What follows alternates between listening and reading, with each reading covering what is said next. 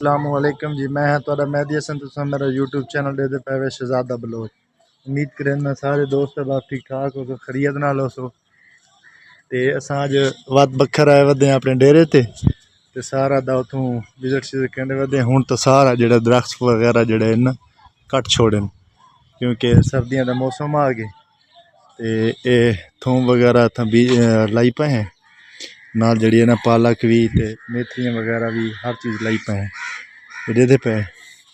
ते दरख्त वगैरह सारे जड़े न असां छांग छोड़े न, ठीक है। ये पे छोटे छोटे जड़े हैं ना, क्योंकि गर्मियों तो सारा लेंदे आसे ना, ते हुण जड़ा उन्हां दी ना कटाई कर छोड़ी से।